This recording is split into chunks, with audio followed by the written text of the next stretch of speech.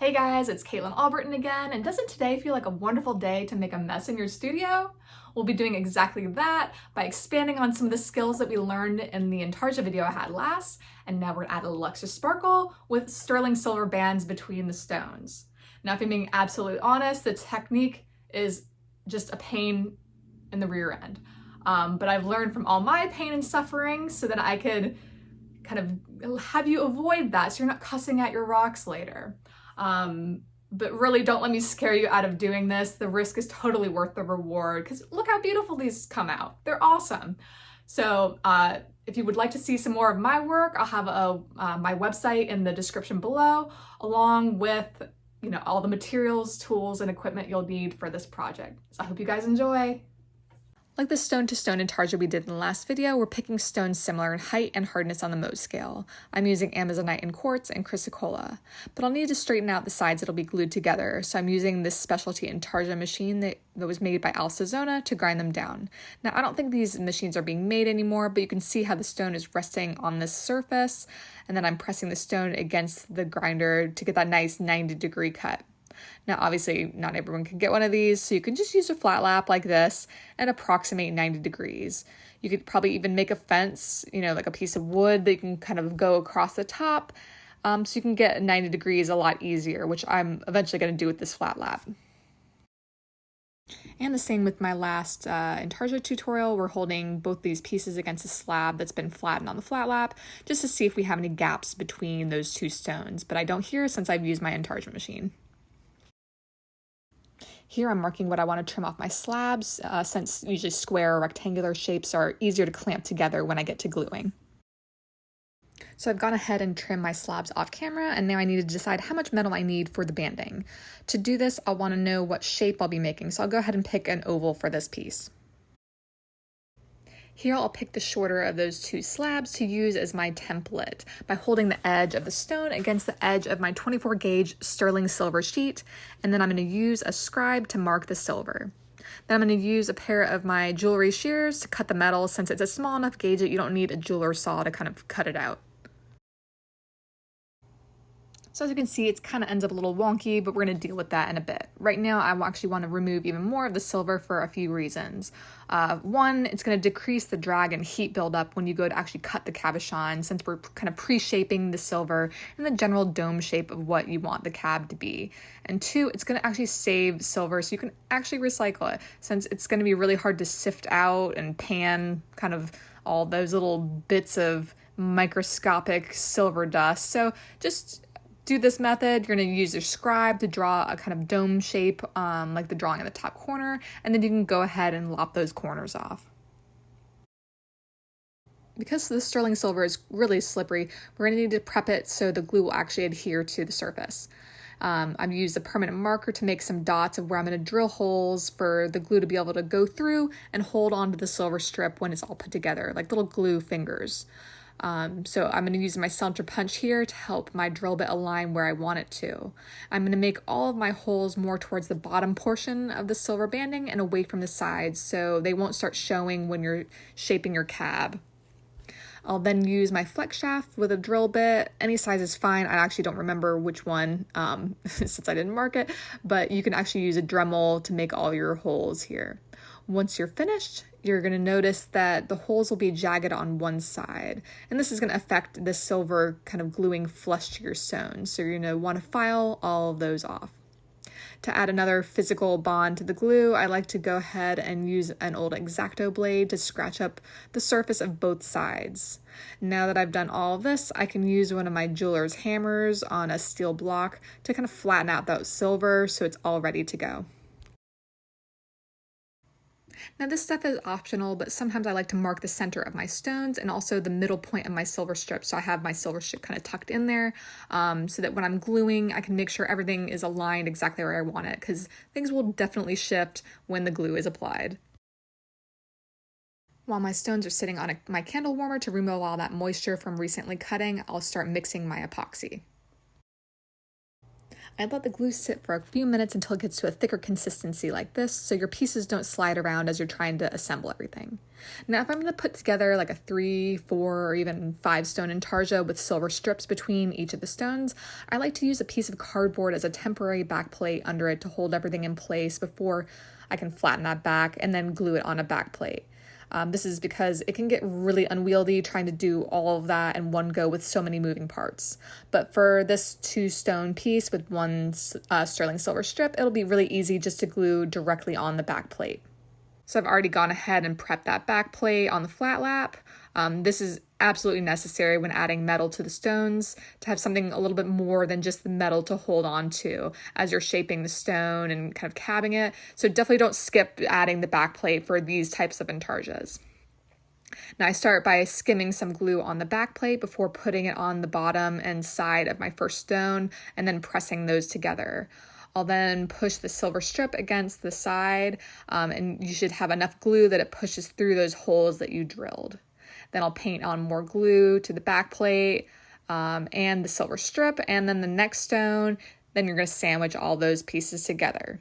You'll notice that when you do press everything together, that the sterling silver strip will start to push upwards and out of place. So I'm using an X-Acto blade to kind of push that back down, tuck it back in, and then I don't know, it might also slide side to side. So just kind of keep poking it back and forth until it aligns with your center marks. Now I like adding some pressure while everything cures just so you don't have any weird gaps and stuff. It just looks a lot cleaner. So I'm going to use a small clamp to hold the stones together. Then I might have to readjust my silver strips again if they moved. I'll also clean off any excess glue and maybe add another clip to hold the stones against the back plate. And I'll let that cure for the full 24 hours. I come back the next day, everything is dried, and I can trim off any excess back plate. I'm also going to trim and use the flat lap on the back plate since mine is way too thick for this kind of cabochon. I ended up deciding to change the shape of my cab to make the most use of the stone while I was setting out my back plate, but now I'm ready to start shaping. Starting with the 80 diamond wheel, I'll start shaping my circle until I can start seeing the silver strips showing on the side of the cabochon. The goal here is to cut while using a very light touch and a lot of water. Try not to grind the silver on this wheel at all, or any diamond wheel for that matter, because it's going to create a lot of heat and vibration that's going to destroy that epoxy bond and could split the back plate clean off, like right where the silver strip band is. Or what's going to happen is the silver will start to kind of pull up and mushroom over the top of it and pretty much get pulled right out of the channel. So the stones will be kind of in their place on the back plate, but the silver will be able to pull right out, and you don't want that. So once that I see that I'm starting to grind silver, or I'm almost grinding silver, I'm actually going to switch over to the 220 diamond wheel to finish shaping. At 220, you'll want to get as close to that circular shape as you can. Now, I'm not going to let the silver remain on the diamond for so long since you will want to kind of touch the wheel over it. But what I like to do is quickly swipe over it and then come back to that section after it cools for a few seconds with a lot of water running over it. Before you start shaping the dome, you want to make sure to grind all the way until the silver is exposed on the sides, if not extremely close. You'll know you've reached that point when the silver becomes really shiny and you can actually see the diamond kind of scratches in it. If it still looks milky, there's still epoxy on top of it, and you'll want to cut it down so you don't have a ton of work to do on your 280 resin wheel. Once that's taken care of, I'll go back to my 80 wheel and start shaping my dome. What you want to do here is basically cut until you have just a small amount of epoxy between the surface and the top of the silver strip. So here I've ground down at 45 degrees until I'm just above where the silver is exposed at the side, since I don't want to touch the 80 wheel to the silver. I'll stop working at that angle and now start doming at 20 degrees until it looks like I'm about to grind down my silver again. If you look carefully, you can see on the dome surface where the silver is still milky. So that means there's still that thin layer of epoxy left to cut, which I'll now do on the 220 wheel. Over at 220, I'll gently grind down to my girdle line, which will be right above that backplate line. And I'm using a soft touch and still a lot of water. Now I'm actually touching the silver to this diamond wheel, but I want to keep the touches short so I'm not creating a lot of heat on my cabochon. The goal at this point is to shape the stone and cut down so the sterling silver is exposed on all sides. I've dried off my stone so you can see the difference between where the epoxy is still covering the silver and where it's not. The silver becomes really shiny and textured when it's exposed. And as you can see here, it's dull in the middle of my stone where the epoxy is, showing where I still need to work. Now here I'm going to show you what you don't want to do as you finish shaping your dome, and that's using the 220 diamond to cut along the whole length of the sterling silver strip. This is a surefire way of creating too much heat and friction, and that'll yank your silver out, or it'll split the backplate in half. Instead, you're going to cut across the silver in sweeping or circular motions. Once again, you're letting the silver touch the wheel and then have a chance to cool off in the water before coming back to it to grind some more. Because the chrysocolla I use is porous in a section, and this wheel is pretty aggressive, you can see that the shape is a little cattywampus, but I'll plan on fixing that when I move on to the resin wheels. Now that I'm at my 280 resin wheel, I feel like I'm in a safe zone. I don't really have a lot of worries of cutting my silver the wrong way, but at this stage is where I want to even out any weird cuts that might have happened at the 220 diamond wheel.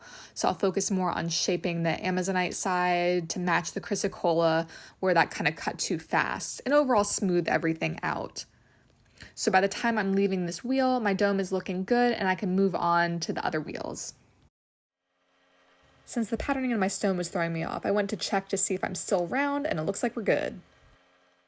And then it's just smooth sailing from here as you finish off the rest of your polishing sequence depending on what kind of stones you've selected for your Intarsia. Woohoo! Now you're done with your fancy Intarsia! I think cabochons with sterling silver strips in them really add an extra touch of elegance in a jewelry design that is totally unmatched. What's also great about Intarsias is you can get even fancier with your settings, plus they can be removed from the setting very easily to be transferred to another design, years down the road. This is a lot different from inlays, which look similar but are pretty much stuck in their setting. So there's kind of some differences there between Intarsia and inlay. Now, before we go today, I wanted to go over a few troubleshooting tips for things to look out for that might happen during the cutting stage. If you grind your silver too hard and build up too much heat, one of two things might happen. First, the backplate splits right along where the sterling silver strips are. This happens when heat and vibrations build up to the point where it breaks the thin backplate. I was using obsidian here, which probably wasn't the best choice, but you can see, this could happen with any other material that might have hidden fracture lines too. If this happens, you'll have no choice but to use the trim saw to cut off the backplate as close as you can to the bottom of the stones, and then grind off the rest of the backplate with a flat lap. Then you'll want to soak all the parts in acetone, scrape off the epoxy, and re-glue everything to a new backplate, which I know is a pain, but it's not impossible to do when this does happen. The second thing that might happen to you is that the silver starts pulling upward, but the stones are still affixed. So basically this silver starts mushrooming over the top of the stones, so you might notice the silver strip start to look a little wider and have more jagged edges than it initially started out with. This drawing here exaggerates the mushroom top since it won't be so bulbous, but another way you can tell this is happening is you'll start seeing a gap under the sterling silver strip that didn't used to be there. Here, the diamond wheels are actually pulling the silver upwards right out of the inlay while pretty much leaving everything else intact. Now, you probably could pull the silver out, try to let the stones, air dry overnight, file off any of the mushroom silver, and then try to re-glue the silver strip by stuffing it back in the slot. But I personally like to start all over again using the same technique as grinding off the back plate in the last example and recutting, a new sterling silver strip since the old one is probably too ground down to use. Well, I hope this tutorial was helpful. Let me know what you think in the comments, and make sure to subscribe to my channel for more lapidary and silversmithing tutorials coming up. See y'all later.